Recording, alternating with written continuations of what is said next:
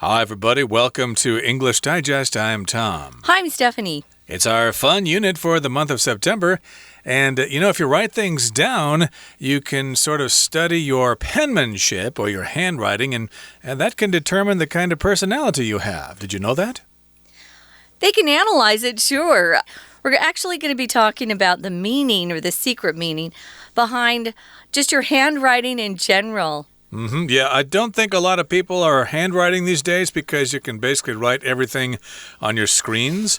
But you still need to sign your name from time to time. Sure. And, of course, teachers insist that we write things by hand in many classes. So, yeah, you're still writing, and you can still determine the kind of personality you have by looking at your handwriting. The secret meanings behind your handwriting, that's what this subject is all about. Let's read the entire article now one time.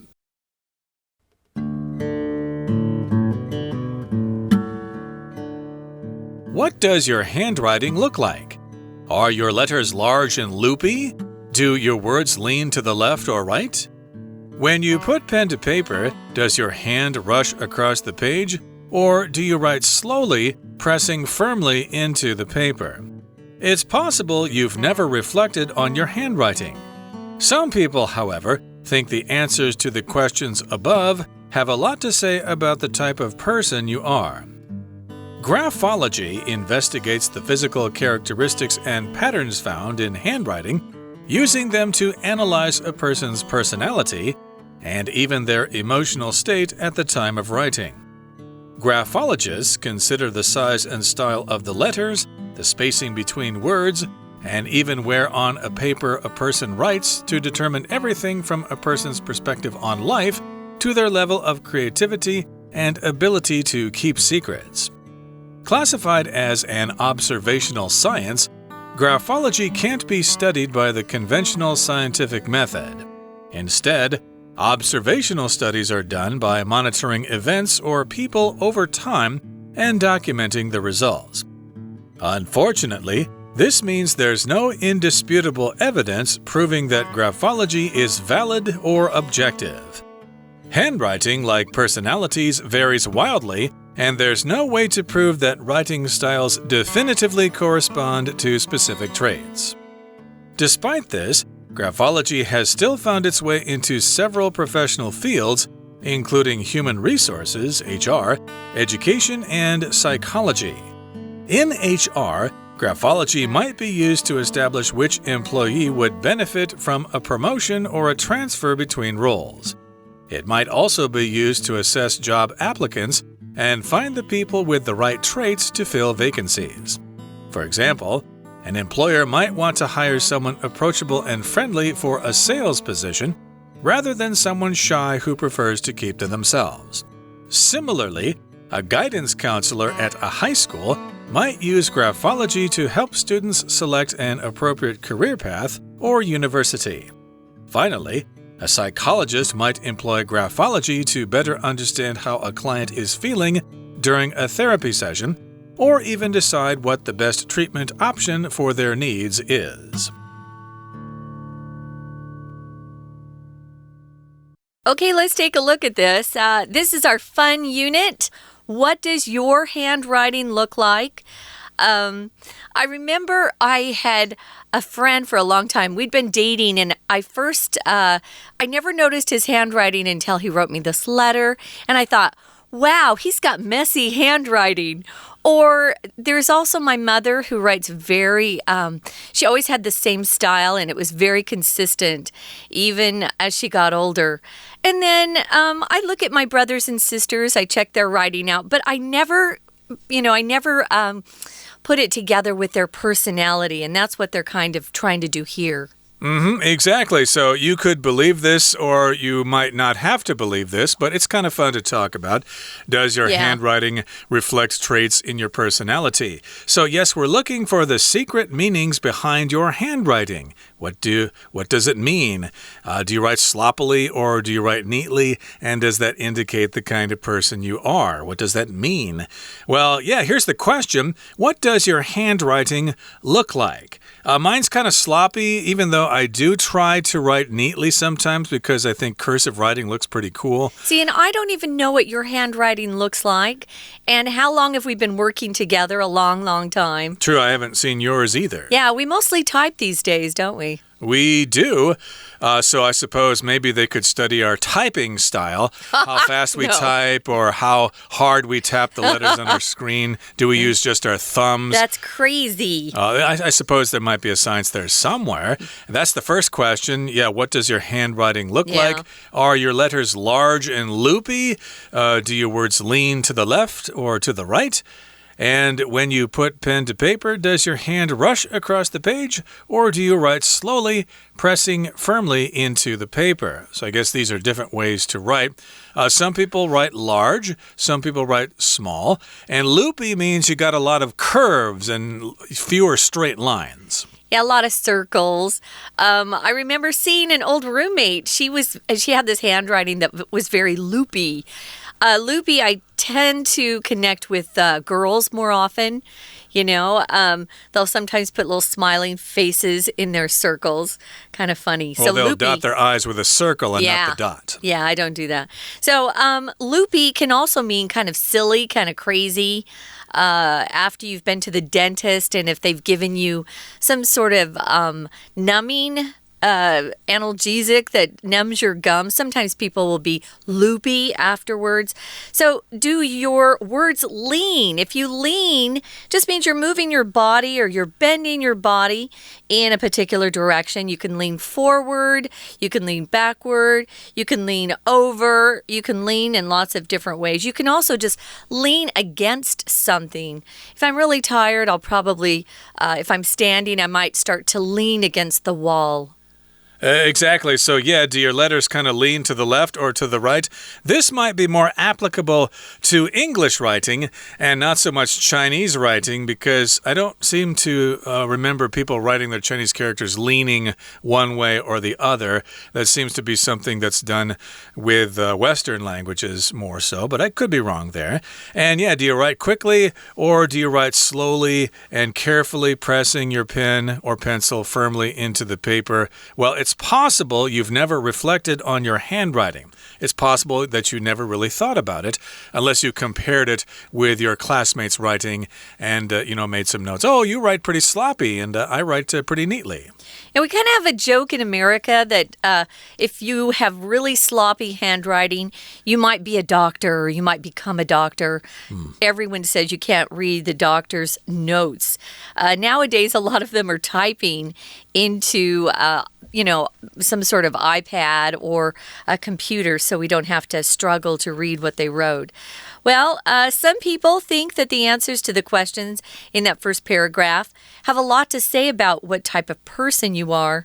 So this study of handwriting has been given a name. It's called Graphology. I'll admit I didn't know what Graphology was when I saw this. I thought, maybe we're going to talk about charts that we use in math or in marketing or something. Nope, Graphology investigates the physical characteristics and patterns found in handwriting, and then they use them to analyze a person's personality. If you analyze something, you look at something carefully, you're trying to figure something out, so you examine it. You could also just use analysis. An analysis, of course, is the noun form of this verb to analyze, to see if you can come up with some conclusion. A lot of times scientists will analyze data and then publish a paper with some of their conclusions. I wanted to mention this is the American spelling of analyze. If you're thinking of going to the UK to study, they actually use an S in analyze, although they pronounce it similar to us as well. It's just spelled differently. They might pronounce it slightly differently according to their accent, but still basically it's analyze. And yes, I'm not sure if you can actually study this formally in university, whether you can major in graphology. No. But there are people who study this and they recognize patterns in the way you write your L's or do you dot your I's a certain way, etc., which we'll get into in just a second. But those are ways in which they analyze their writing, and then from that information, they can determine a person's personality. Are they outgoing? Are they they loud and obnoxious? Are they quiet and shy? Evidently, you can determine these things by looking at their handwriting. And you can also determine their emotional state at the time of writing. Was this person upset about something when they wrote this sentence, or were they really happy about something? Right, so we've got graphologists, and these are people who actually spend time looking at handwriting and trying to come up with some decisions or conclusions about what people are like based on how they write. So we're going to talk more about that, guys, but right now we're going to take a quick break, listen to our Chinese teacher, and then we'll be back. 听众朋友大家好，我是安娜。我们今明2天要带大家看一个很有趣的东西哦。像我们常喜欢做一些心理测验嘛，其实有学者在研究你的笔迹可能可以看出你的个性Handwriting。 不过我们在第一句这个作者描述很多不同笔迹的时候，我们特别来看一下第3句有出现一个分词构句。其实第3句句子长是因为它有一个 when 表示一个情况，当你拿一个笔去写字的时候，2个问题 Does your hand， 第2个问题 Do you write。 我们在句子当中有一个 or的左右呢就有连接2个问题，不过我们特别注意一下第2个问题 Do you write slowly, pressing firmly into the paper？ 这句话其实本来有2个动词，第一个动词是 write 写，第2个动词但是你会很用力的压下去press。 照理来说2个动词中间会有一个 and 的连接词，可是在这里连接词省略了，所以后面的动词 press 就直接变成动词 ing。这个笔迹学呢，在英文就叫做 Graphology， 在第2段第1句第1个单字的地方。不过呢，这整句话因为有点长，所以我们要分析一下。我们其实在英文当中句子长，通常是因为它有好多不同的子句，可能用连接词连起来，或者是它的受词有点长，或者是呢，它有关系子句，甚至被简化了，你没有注意到。所以在这一段的第1句当中呢，我们来看一下，其实一开始就有一个简化的关系子句先行词出现在动词 investigates 的后面，先行词是 the physical characteristics and patterns， 这个地方可以整个划线。简化的关系子句从后面的 found 到逗点这个地方，那么当然省略的是 that are 或者是 which are，关代跟 be 动词。那么句子为什么还会这么长呢？因为逗点之后的 using 其实它可以算是一个分词构句，因为句子本来是2个动词，第一个动词是我们刚刚说的 investigate， 第2个动作用这些东西来分析，本来应该是逗点 and use them，那么在这里我们把 and 省略 use 就变成 using。 那么后面还很长，是因为 use them to do something， analyze 后面的受词很长， analyze 后面从 a person's personality 一直到句尾都是分析的受词。 We're going to take a quick break. Stay tuned. We'll be right back.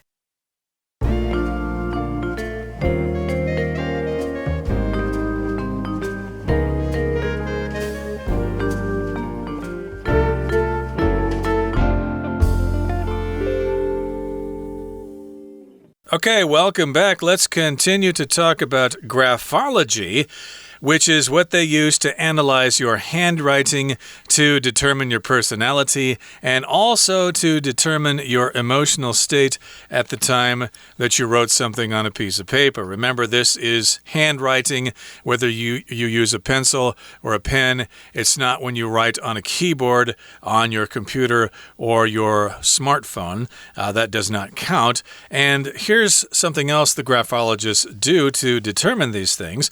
Graphologists consider the size and style of the letters, the spacing between words, and even where on a paper a person writes, to determine everything from a person's perspective on life to their level of creativity and ability to keep secrets. That's a pretty long sentence here. So basically, these experts, these graphologists, will consider various things. They'll look at your writing and they'll look at the size. How big are the letters? Are they big? Are they small? They'll look at the style. Is it very neat? Is it a very pretty kind of cursive sprint or, a cursive script? Or are you writing in print style, which is just the letters without the curves and stuff like that? They'll call that block style sometimes. Block style. Okay, very good. And they also look at the spacing between the words. And they also will look at the paper itself, and they'll look where you actually wrote your words on the paper. And with all that information, they can determine lots of things. So we've got a range of things here. They can determine everything from your perspective on life to your level of creativity and also your ability to keep secrets. So yeah, they could look at your writing and tell if you're really optimistic or if you're pessimistic or if you're just happy with things, you're content or you're dissatisfied. I guess they can determine those things by looking at those characteristics. Now, graphology is considered an observational science. So here our second paragraph says it's classified. Oh, I think it's our third paragraph. It says it's classified as a science that has to be observed. Graphology can't be studied by the conventional or traditional scientific method. Instead, they have to look at things. So they've got observational studies, and they're done by monitoring or tracking events or people, and they do it over time.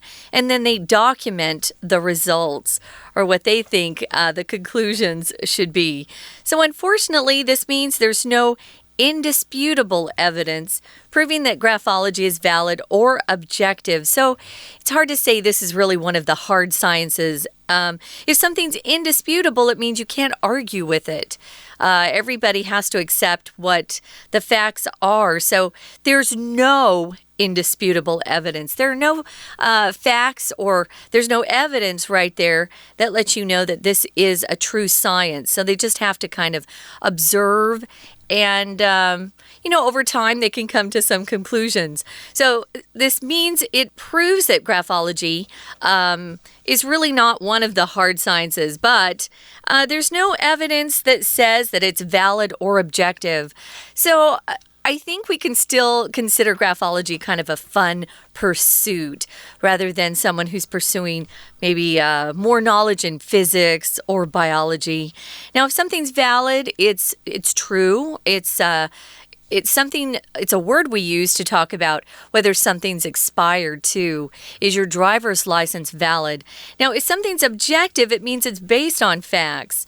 So you're making a decision on facts rather than just how you feel or your opinion or maybe your beliefs. Now, the opposite of objective, which is an adjective, is subjective. If something's subjective or described as subjective, it means it's based on someone's feelings and not so much on facts. Exactly. So I guess they're saying here that this particular study or this field of study really isn't objective. It's subjective, but you might find some interesting coincidences. Sure. If someone looks at your writing and they say, oh, you're a very kind of an inward person. You're kind of shy. Oh, how did you know? Well, I looked at your handwriting and I could tell. But I think that's probably more coincidence than actual scientific fact. But it goes on to say here, handwriting, like personalities, varies wildly. And it goes on to say there's no way to prove that writing styles definitively correspond to specific traits. So here we've got the word definitively, which is kind of a mouthful there, definitively, which is similar in meaning to definite or definitely, but they're slightly different. Definitively has to do with a definition, okay? So you can't really define for sure whether these writing styles do correspond or whether they match a personality, okay? There's just no way to prove that. So again, definitively means that it's not going to change. It's final, it's absolute, it's definite. And there you see part of that word in there, right? Definite, definitively. If someone has a definitive talent in something, he just produced the definitive explanation for something, meaning that's the best one we have so far, and it's probably not going to change. So there's no way to actually prove that writing styles definitively correspond. So if something corresponds to something else, it's linked to that thing. It's connected, right? So there's no way to say that they absolutely are linked to specific traits. And traits, of course, refer us back to things that we see in people's personalities, maybe a distinguishing characteristic, or maybe someone has a wonderful quality that you think is really great. We often talk about someone's personality traits. Are they kind? Are they positive? Are they happy? Are they introverted, as Tom said, kind of shy? So there's no way to prove that writing styles for sure or definitely or definitively, here we go, correspond to specific traits. Yeah, that's what I think. You've got to have people who write in a way that is against what most of these people think their writing or their handwriting should look like, right? Indeed. So basically, this paragraph is telling us that graphology is not an objective science, okay? It's probably all hearsay, similar to astrology in my mind. Astrology, of course, tries to determine a person's personality based on their star sign or their rising sign or their moon sign. To me, that's all a bunch of hocus pocus. Although I have to say, Tom, what's that? I am very much like an Aries when I read about the Aries. Well, I'm sure that's all just a coincidence, and those descriptions are all very vague anyway. But people still use this anyway, I guess because it's kind of fun, and maybe they think there is some evidence to support this stuff. So in the next paragraph, it says, despite this, even though this is true, graphology has still found its way into several professional fields, including human resources, or HR for short, education, and psychology. Right. I'm not sure I really agree with that. I don't think it should be in professional fields. So in HR or human resources, that's the department that decides who is getting hired for a particular position or maybe even promoted. Graphology might be used to establish which employee would benefit from a promotion or a transfer between roles. It also might be used to assess job applicants, people who are applying for jobs. To assess somebody or something just means you evaluate it, you judge it, you're looking for something in particular. An assessment would be the noun form of that, some sort of a way to test someone's skills and assessment. And if you're an applicant, of course, you're applying for something. These are job applicants looking for a position with a company. So HR sometimes might use this to find the people with the right traits to fill vacancies.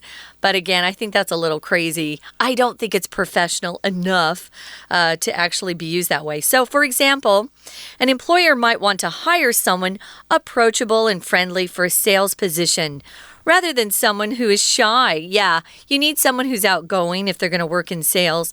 Someone who's shy or prefers to keep to themselves. You'll often hear that phrase. If someone keeps to themselves or keeps to themselves, just means they like to be alone quite a bit. They don't really like to mix with other people. Yeah. They don't have a very active social life, I suppose. And similarly, a guidance counselor at a high school might use graphology to help students select an appropriate career path or university. So that doesn't sound objective either. A school counselor would look at your handwriting and tell you, oh, you're obviously meant to be a lawyer, so you better prepare for law school. That's probably not the best way to make that decision.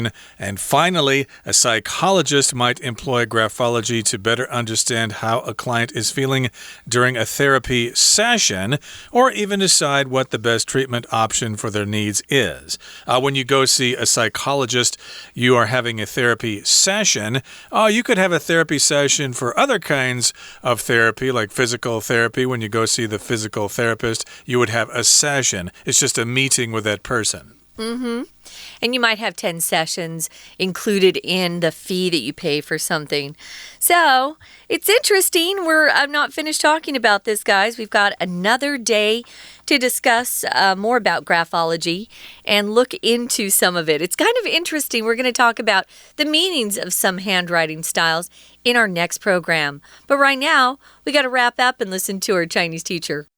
不过啊，笔记学家到底要怎么样分析呢？基本上他会分析字母的 size 大小，的 style 一些风格啊，甚至是字词之间的 spacing 间距，还有一些特别的字母的位置，去判定一个人他的生活观点啦、创意程度啦、保守秘密的能力啊，这些所有的事情。好，那么第3段呢，要特别注意一下哦。第一句我们看到一个分词构句，这个分词构句啊，通常都是2个句子用一个连接词连接，但是连接词又被省略。像在这一句话当中啊，第一句，笔迹学被归成一种观察性的科学，而且笔迹学呢是没有办法透过传统科学来进行研究的，基本上它就是一种观察性的科学。不过在这里，因为2个句子都是在谈笔迹学，所以直接把逗点之后的 and 做一个省略，而前面的原本出现的 Graphology is classified， 这里主词跟 be 动词就省略掉了，所以它是一个 and 省略的分词构句。那么这种观察性的科学呢，基本上就是要透过时间的监测事件或者是人物，然后来记录结果，然后去做一些分析。不过呢，这就意味着它其实没有不容置疑的证据来证明笔迹学是有根据或者是很客观。同样这一段我们要看一下第3句，它有一个关系子句的简化，先行词是 indisputable evidence， 不容置疑的证据。后面的 proving 到句尾可以左右括号哦。那么中间这里的 proving 原本应该是 that proves 或者是 which proves， 把冠带省略掉之后 proves 就变成动词 ing 的 proving。好，那既然这个笔迹学呢，它是一种观察性的科学，好像有些人觉得它不是真正的科学，但是笔迹学还是进入了很多的专业领域哦。在接下来第4段的地方，我们特别注意一下它的结构。那在文艺上，哪些专业领域呢？包括 human resources（HR）、人力资源啦、教育学啦、心理学都有使用到笔迹学的一些研究。比如说在人力资源当中，笔迹学就可以确定哪些员工晋升啦，或者是怎么样做调动啦。我们看一下第4段第2句的地方，大概在句子中间出现了一个 which， 一直到句尾，这地方要用中括号哦，并不是看到 which 就是所谓的关系子句，因为 which 本身也有形容词哪一个的意思，所以在这里的汇聚到句尾是当成前面动词 establish 的受词，这整个是一个名词子句当成受词。同样的这个句构呢，也出现在句子的这个段落的最后一句第6句的地方，因为像在 psychology心理学当中，心理学家就会运用笔迹学来理解个案在治疗当中的一些感受，甚至决定什么样的治疗选项是比较适合他们的。所以整段在最后面 decide 后面有一个 what， 一直到句尾我们也可以用中括号，它也是当成及物动词 decide 的受词，所以从 what 到句尾是一个名词子句的概念哦。以上是我们的今天内容，我是安娜，我们下次见。That's it for today, everybody. Be sure to join us next time when we continue to talk about Graphology. We're going to have a lot of fun then. From all of us here at English Digest, I'm Tom. I'm Stephanie. Goodbye. Bye.